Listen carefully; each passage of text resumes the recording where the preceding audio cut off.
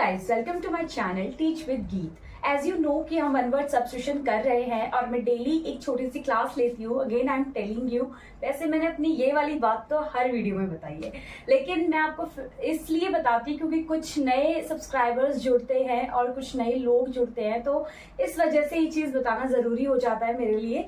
तो हम daily actually 5 words करते हैं, 5 वोकैबुलरीज करते हैं, which is very important for every competitive exams. आप चाहे किसी भी फील्ड में एग्जाम देते हैं, टीचिंग फील्ड में देते हैं, आप चाहे कोई भी गवर्नमेंट एग्जाम दे रहे हैं, कोई भी यूपीएससी में दे रहे हैं, सीजीएल दे रहे हैं, एमटीएस दे रहे हैं, किसी भी डिपार्टमेंट में अगर आप दे रहे हैं तो इंग्लिश का पोर्शन क्या होता है, उसमें आपसे एक वोकैबुलरी जरूर पूछी जाती है, राइट। आपने भी देखा होगा प्रीवियस पेपर्स, तो उसमें क्या है, तो इसीलिए मैं डेली 5 वोकैबुलरीज लेती हूँ और मैं सीटेट का भी सिलेबस करवाती हूँ। अगर आपने मेरे चैनल पे विजिट किया होगा तो आपको पता होगा। चलिए स्टार्ट करते हैं हम आज का session, which is 5 word vocabularies which is 1 word substitutions हम कर रहे हैं, डेली करते हैं, ठीक है। तो हमने कम से कम 50-55 प्लस कर लिए होंगे अभी तक। तो चलिए स्टार्ट करते हैं। Person who has an extreme fear of dogs, वो पर्सन जिसको बहुत ज्यादा डॉग से डर लगता है, यानी कि जिसको बहुत ज्यादा अगर वो डॉग को देख ले तो उसको एक एंजाइटी फील हो जाती है बहुत ज्यादा। तो ऐसे पर्सन को क्या कहा जाता है, इस डर को क्या कहा जाता है, दैट इज साइनोफोबिया। क्या कहा जाता है, साइनोफोबिया कहा जाता है जिसको क्या है, डॉग से डर है, यानी कि वो पर्सन, उस पर्सन को कहा जाता है साइनोफोबिक। और वो जो डिजीज हो जाएगा वो हो जाएगा साइनोफोबिया, यानी कि डिजीज भी क्या, वो फोबिया हो जाएगा, साइनोफोबिया। ओके, तो फोबिया का मतलब मैंने आपको बताया था, ठीक है। फोबिया का मीनिंग होता है फियर, ठीक है। फोबिया का मीनिंग होता है फियर, ठीक है। तो चलिए अब सेकंड है हमारा, people who keep themselves very reserved, यानी कि वो पर्सन जो बहुत ज्यादा अलोन रहना चाहते हैं, यानी कि जिनको लोनलीनेस बहुत ज्यादा पसंद है, जिनको बहुत ज्यादा शाई होते हैं लोगों से मिलने में, यानी कि लोगों के सामने ज्यादा बात नहीं कर पाते। ऐसे लोगों के फ्रेंड्स भी बहुत कम होते हैं, ऐसे लोग बहुत ज्यादा बात नहीं करेंगे, बहुत ज्यादा घुलना मिलना पसंद नहीं करेंगे। तो ऐसे लोग कहा जाता है, ऐसे लोगों को, ऐसे पर्सन जो होते हैं वो होते हैं इंट्रोवर्ट। इसी का अपोजिट होता है एक्सट्रोवर्ट। तो एक्सट्रोवर्ट क्या हो जाता है, जो कि बहुत ज्यादा बोल चालती है, यानी कि बहुत एक्सट्रोवर्ट है, जिनकी मतलब फैन फॉलोइंग बहुत ज्यादा है, एक तरीके से जिनके फ्रेंड्स बहुत ज्यादा है, किसी से भी जल्दी से घुल मिल जाते हैं।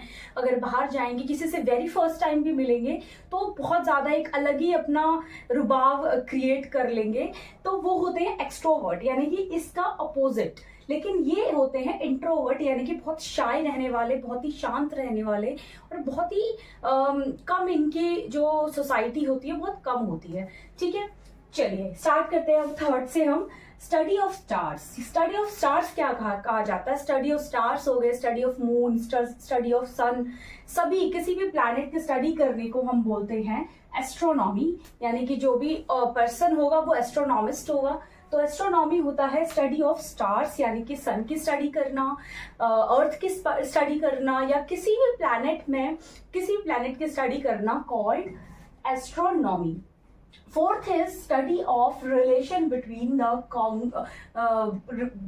The organism and their environment, यानी कि जो ऑर्गेनिज्म होते हैं, हमारे आसपास जो ऑर्गेनिज्म होते हैं, उनकी क्या है स्टडी करना, और उनके इन्वायरमेंट की स्टडी करना, जो जीव जंतु होते हैं, राइट, उनकी स्टडी करना, दैट इज कॉल्ड इकोलॉजी। क्या कहा जाता है, उनके रिलेशन के बीच की स्टडी करना, कॉल्ड इकोलॉजी।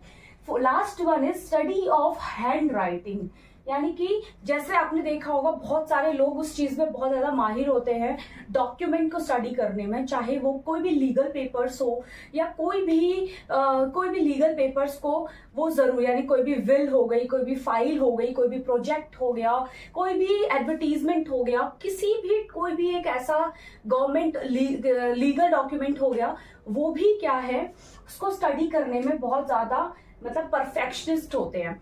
तो ऐसे उसको कहा जाता है ग्राफोलॉजी। क्या कहा जाता है, ग्राफोलॉजी, यानी कि ग्राफो का मीनिंग ही होता है राइटिंग से। ग्राफो जो है ये रिलेटेड ही होता है किससे, राइटिंग से रिलेटेड होता है। और लॉजी का मतलब मैंने आपको पहले क्लास में भी बताया था, इसका मीनिंग होता है स्टडी। इसका मीनिंग होता है स्टडी करना। ओके, तो ये इससे ही पता लग रहा है, ग्राफोलॉजी यानी कि राइटिंग की स्टडी करना। ठीक है, तो ये क्या है, हमारे आज के 5 वन वर्ड सब्स्टिट्यूशंस हैं, which is very important for her एक एग्जाम के लिए आपके इंपॉर्टेंट है ये। और अगर आपको ये वीडियो पसंद आई हो तो लाइक शेयर एंड सब्सक्राइब जरूर कीजिएगा। और यहाँ पर आई बटन पे क्लिक करके आप विकैबुलरी भी देख सकते हैं, जो मैंने प्रीवियस विकैबुलरीज करवाई हैं वो भी आप देख सकते हैं, और वो भी आपके लिए बहुत ज्यादा बेनिफिशियल होने वाली है। चलिए, थैंक यू सो मच।